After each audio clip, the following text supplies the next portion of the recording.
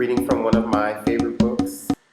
Very proud to share with you a very early book by Alice Walker, In Love and Trouble. I'll be reading you Roselily. I haven't read for many years, and I'm looking forward to sharing this with you because girlfriend is all that. Roselily. Dearly beloved, she dreams, dragging herself across the world, a small girl in her mother's white robe and veil, knee-raised waist high, through a bowl of quicksand soup. The man who stands beside her is against this standing on the front porch of her house, being married to the sound of cars whizzing by on Highway 61. We are gathered here today. We are gathered here. Like cotton to be weighed, her fingers at the last minute, busily removing dry leaves and twigs, aware it is a superficial sweep. She knows he blames Mississippi for the respectful way the men turn their heads up in the yard, the women stand waiting and knowledgeable, their children held from mischief by teachings from the wrong God. He glares beyond them to the occupants of the cars, white faces glued to promises beyond a country wedding, noses thrust forward like dogs on a track. For him, they usurp the wedding.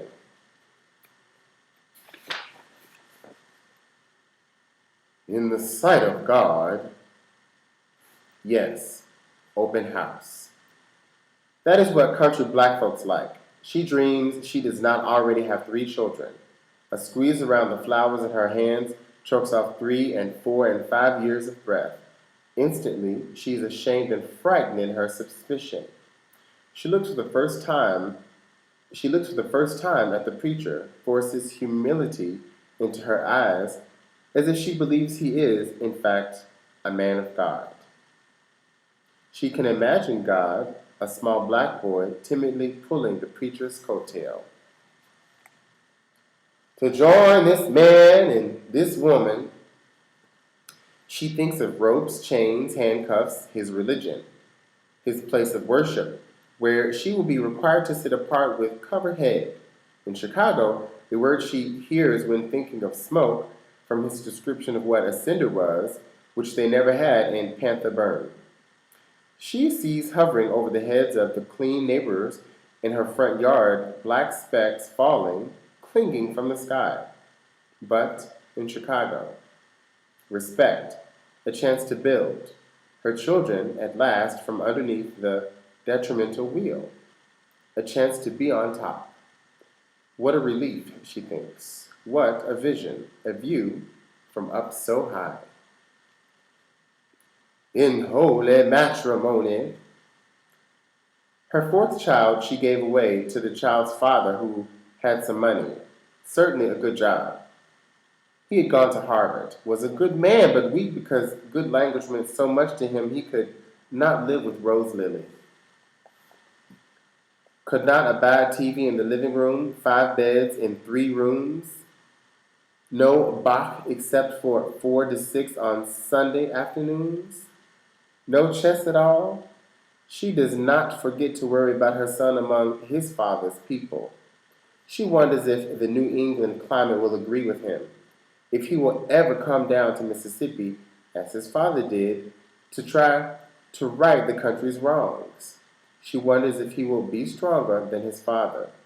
His father cried off and on throughout her pregnancy, went to skin and bones, suffered nightmares, retching and falling out of bed, tried to kill himself. Later, told his wife he found the right baby through friends, vouched for the sterling qualities that would make up his character. It is not her nature to blame. Still, she is not entirely thankful. She supposes New England, the North, to be quite different from what she knows.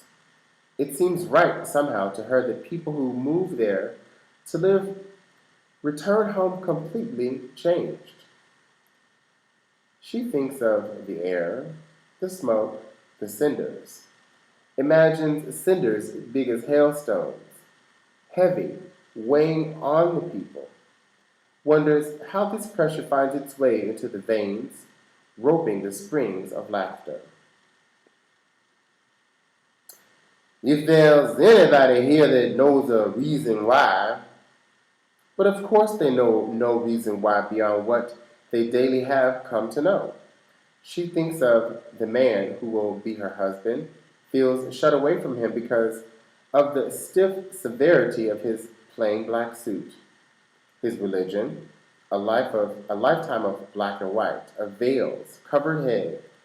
It is as if her children are already gone from her, not dead, but exalted on a pedestal, a stalk that has no roots.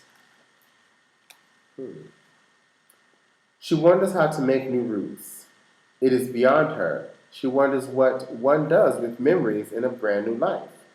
This had seemed easy until she thought of it.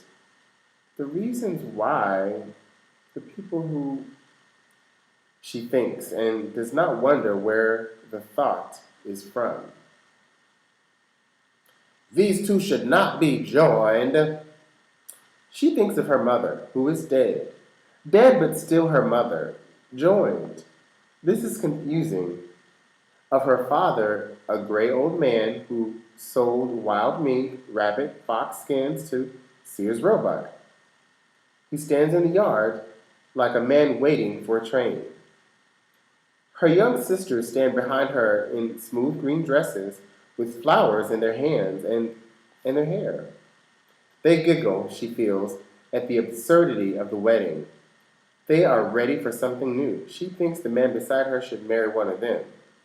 She feels old, yoked. An arm seems to reach out from behind her and snatch her backwards. She thinks of cemeteries and the long sleep of grandparents mingling in the dirt. She believes in ghosts, in the soul giving back what it takes. Together. In the city, he sees her in a new way. This she knows and is grateful. But is it new enough? She cannot always be a bride and virgin, wearing robes and veil.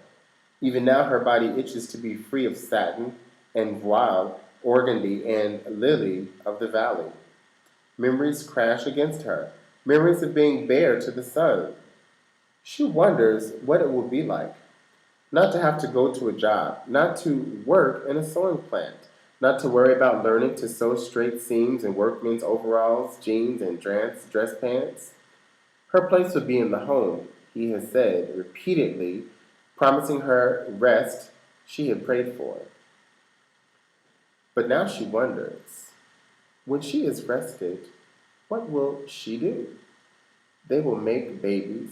She thinks practically about her fine brown body, his strong black one. They will be inevitable. Her hands will be full. Full of what? Babies? She is not comforted. Let him speak.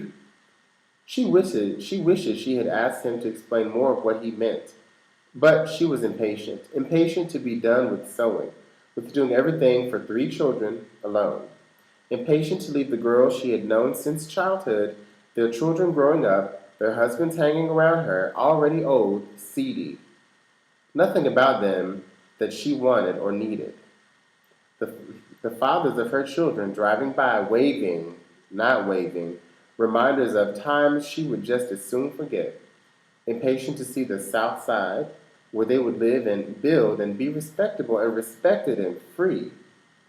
Her husband would free her. A romantic hush, proposal, promises, a new life, respectable, reclaimed, renewed, free in robe and veil. Or forever hold. She does not even know if she loves him. She loves his sobriety, his refusal to sing just because he knows the tune. She loves his pride, his blackness, and his gray car. She loves his understanding of her condition.